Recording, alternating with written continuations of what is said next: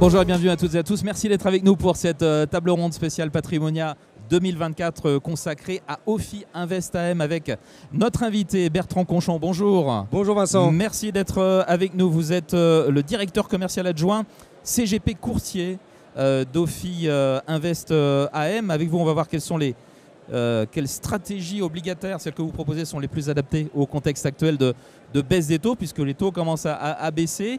Vous allez nous dire s'il faut s'intéresser aux métaux précieux, très important en ce moment avec l'or, mais il n'y a pas que l'or. Et puis que penser des ETF aussi, que vous mariez à certaines de vos allocations pour vous interroger nos deux experts. Jérôme Russac, bonjour Jérôme. Bonjour. Vous êtes le président de LEA Finance et bonjour Yann Pelard. Bonjour. Vous êtes le directeur des opérations du groupe Premium. Ce sont donc nos deux experts qui vont vous poser toutes ces questions. Alors, avant d'entrer dans le vif du sujet avec nos deux camarades, un petit mot de présentation d'Ophi Invest AM en quelques mots. Alors, merci Vincent. Ophi Invest AM, c'est la 5e société de gestion française en termes d'encours gérés, avec plus de 200 milliards d'euros d'encours gérés. Vous allez me dire quel intérêt pour nos partenaires CGP ? L'intérêt pour nous, il est double. Le premier, c'est que nous sommes un trait d'union entre les institutionnels et les épargnants, solution d'investissement. Et le deuxième, c'est que ça permet à nos partenaires conseillers en gestion de patrimoine d'aller piocher dans un large spectre d'expertise ce dont ils ont besoin, du monétaire jusqu'au private d'infrastructure, en passant par différentes stratégies que vous avez citées à l'instant, Vincent, comme les ETF, l'allocation d'ETF, les obligations ou encore les actions thématiques. Voilà qui est dit. Jérôme, votre première question. Allez, vous parlez souvent de fonds obligataires carte blanche. Déjà, premièrement, c'est quoi pour vous ces fonds carte blanche? Et en quoi vos stratégies elles se différencient de celles de vos concurrents qui ont l'air un peu plus contraints? Vous voulez dire que les concurrents sont plus contraints ou nous on est... Oui, les concurrents sont plus contraints dans leur stratégie. Ouais. Alors, d'abord, si on dézoome un peu et qu'on parle d'obligations, quel intérêt des obligations? Les banques centrales luttaient contre l'inflation et on peut dire aujourd'hui officiellement que c'est gagné. L'inflation a rebaissé et c'est un combat qui est lutté. Donc, maintenant, elles vont baisser leurs taux, c'est sûr. Donc, des stratégies obligataires, est-ce que c'est encore pertinent déjà? On va aller droit au but, je vais répondre que oui. C'est intéressant encore sur des fonds datés, des fonds obligataires datés et des stratégies effectivement non contraintes. Jérôme, pour répondre à ta question, de plus en plus demandées par toi et aussi par nos partenaires. Et qu'est-ce que c'est qu'une obligation, une stratégie obligataire non contrainte? C'est une stratégie carte blanche qui permet d'aller chercher des obligations, qu'elles soient privées ou souveraines, qu'elles soient en zone euro ou ailleurs, et bien souvent, et c'est notre cas chez Ophi, de pouvoir jouer la hausse ou la baisse des taux. Voilà, donc c'est vraiment une carte blanche et oui, ça a beaucoup de sens dans les portefeuilles aujourd'hui plus que jamais. Yann Pelard, votre question. Dans la continuité de ce que tu viens d'expliquer, donc dans un environnement, donc sur la stratégie obligataire, dans un environnement de taux avec de la volatilité, justement, comment vous allouez tactiquement les différents types de dettes sur lesquelles vous pouvez investir, que ce soit dette corporate, souveraine, etc., pour à la fois, tu le sais, maîtriser le risque et optimiser le rendement, tout simplement.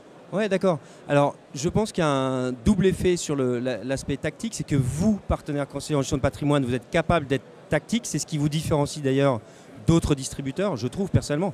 Par exemple, l'année dernière, vous avez souscrit beaucoup de fonds obligataires datés. Tout le monde n'a pas pu faire ça. Vous avez pu le faire pour vos clients. Et je trouve que c'est une force que vous avez. Donc ça, nous, on vous donne des outils, fonds datés, fonds non contraints, et vous-même, vous êtes en mesure, avec Proxy, d'être tactique. Quand vous nous donnez une poche carte blanche, que ce soit dans le monde action, toute classe d'actifs ou obligataire, et c'est vrai aussi pour l'obligation, nos gérants peuvent être tactiques eux aussi, et aujourd'hui plus offensifs sur la partie haut rendement, un peu plus neutre, en tout cas pour ce qui est du groupe Ophi Invest, sur la partie soit plus courte, soit investment grade. Donc on est encore très favorable aux obligations haut rendement. Et si on sera opportuniste sur l'investment grade. Bon, on a compris qu'il y avait encore de quoi faire dans le domaine de l'obligataire, mais alors dans le monétaire, et Jérôme, justement, vous avez une question là-dessus. Oui, j'ai vu une interview d'Ophi qui parlait de l'intérêt du monétaire, qui disait plus et encore plus. En réalité, c'est quoi votre savoir-faire par rapport à vos concurrents sur le sujet? Alors, effectivement, Jérôme, en compte titre, d'abord, petite parenthèse, merci à vous tous, conseiller en gestion de patrimoine, parce que nous avons eu beaucoup de souscriptions chez Ophi Invest AM sur la classe d'actifs monétaires et en particulier en compte titre. Et oui, c'est bien le monétaire. Franchement, la BCE baisse ses taux peut-être, mais on est encore à 3,5 de taux de directeur. À ce tarif-là, on prend chaque jour qui passe. C'est Vous dites intéressant. la même chose qu'il y a un an ou c'est quand Moins- même moins intéressant intér- je et ça préfère- va l'être de moins en moins. Alors, j'aimais beaucoup 4. J'aime oui. bien 3,5 quand même. Voilà. Ouais, mais Donc, même les 3,5, hein, 3,5, peut-être pas les tenir. Et même si on tend vers 3 ou 2,5 dans un an, bah voilà, vous savez que le Par rapport monétaire, à l'inflation, ça reste. ça au-dessus reste de toujours l'inflation. intéressant, exactement. Donc peut-être moins intéressant qu'il y a un an, un peu comme l'obligation en général, le marché obligataire en général, mais toujours intéressant et surtout en compte titre, en attente de retombées structurées ou en solution d'attente tout simplement. Yann Pollard.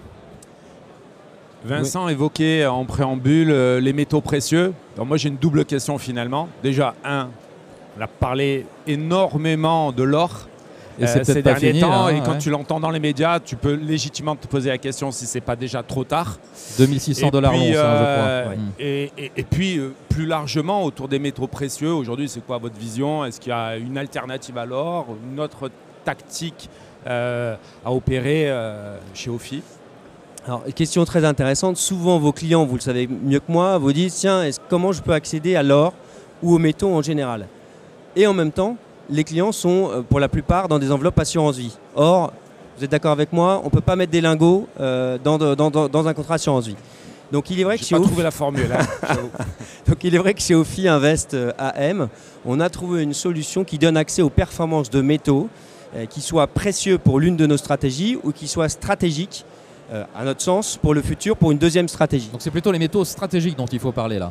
Alors sur les métaux, sur ces deux stratégies de toute façon, elles viennent, cet accès aux performances de métaux stratégiques. D'abord, c'est risqué, hein, ça reste des classes d'actifs très risquées, qui vont dans tous les sens, mais qui sont très différenciantes, diversifiantes d'une allocation, parce que ce ne sont pas des actions, on ne parle pas de minières ou d'actions aurifères, ni des obligations.